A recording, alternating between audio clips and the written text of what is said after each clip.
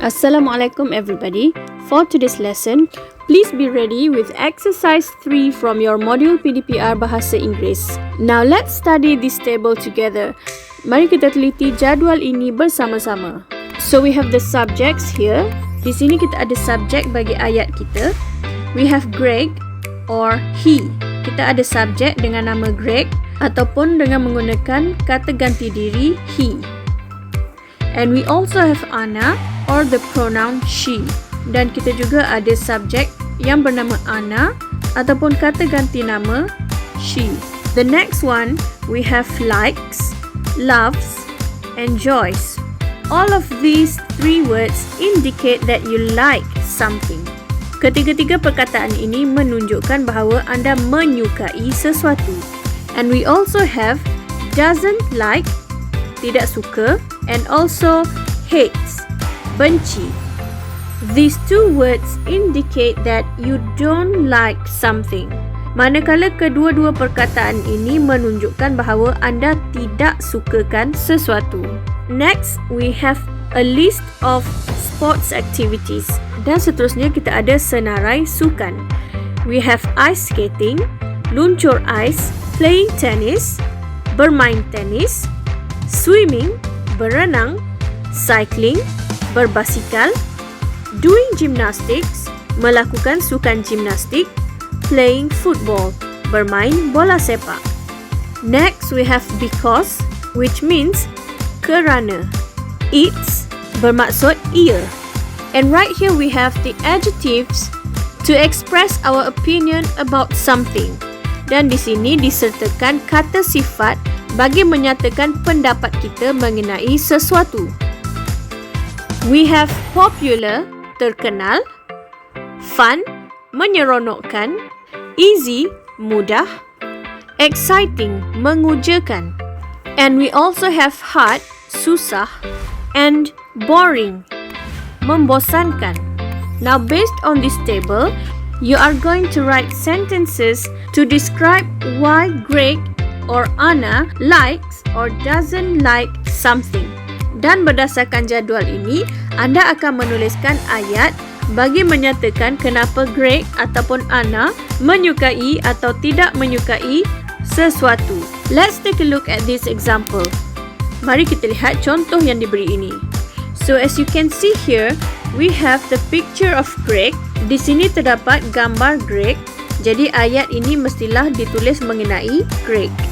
And then we have this picture which indicates that Greg likes something.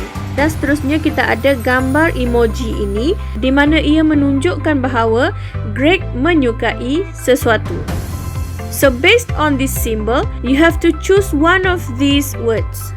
Jadi berdasarkan simbol ataupun gambar ini, anda perlu pilih salah satu dari tiga perkataan ini untuk digunakan dalam membina ayat kita nanti. And next, below the picture, you can see that you are given a word which is a sport. Dan seterusnya di bawah gambar ini, anda diberikan perkataan yang merujuk kepada sukan berbasikal. So basically, you have to write a sentence to say that Greg likes cycling. Jadi berdasarkan ketiga-tiga maklumat yang diberikan ini, anda perlu menuliskan ayat yang mana menyatakan bahawa Greg suka berbasikal. Next, give a reason or opinion why Greg likes cycling.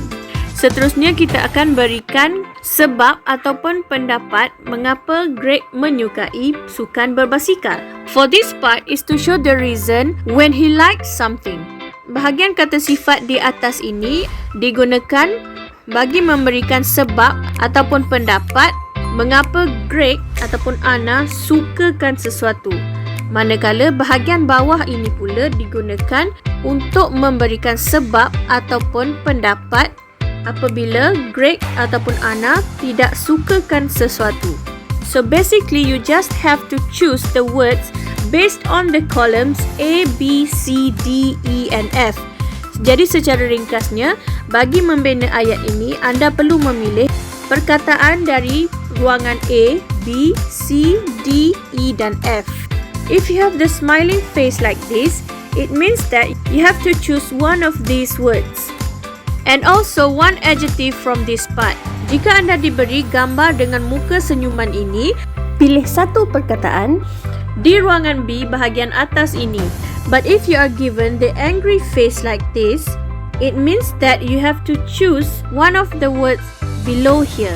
Tetapi jika anda diberi gambar dengan muka marah ini, maka anda perlu memilih perkataan di ruangan B bahagian bawah ini. So we have here the picture of Greg. So you have to write Greg. Disebabkan anda diberikan gambar Greg di sini, maka anda perlu menuliskan nama Greg. If you don't want to use the name, you can replace it with the pronoun he. Jika anda tidak mahu menggunakan nama Greg, anda boleh menggantikannya dengan menggunakan kata ganti nama he. And because we have this smiley face, we have to choose one of these words. Disebabkan kita diberikan muka senyum ini, maka kita perlu pilih salah satu dari perkataan di atas ini. So, I choose loves. Jadi di sini teacher pilih perkataan loves. Next, write the sport given. Seterusnya, tuliskan sukan yang diberikan. And then, we are going to write the reason or the opinion why Greg likes cycling.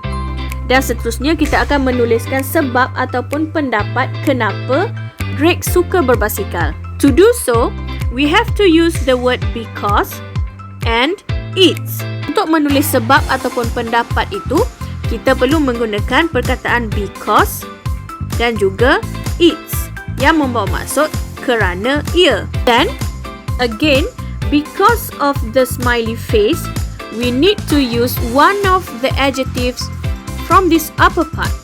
Dan seterusnya, sekali lagi, disebabkan kita mempunyai gambar muka senyuman ini, maka kita perlu memilih salah satu daripada kata sifat di ruangan bahagian atas ini. So, for this sentence, I choose the word fun. Jadi, bagi ayat pertama ini, teacher memilih fun dari ruangan atas ini. So, it becomes, Greg loves cycling because it's fun. Greg suka berbasikal kerana ia menyeronokkan. So, please write the sentences based on the pictures and words given. Jadi, sila tuliskan ayat berdasarkan gambar-gambar dan juga perkataan yang diberikan ini. And don't forget to check your answers with your teacher. Dan jangan lupa untuk semak jawapan anda dengan guru anda. That's all for today. Thank you.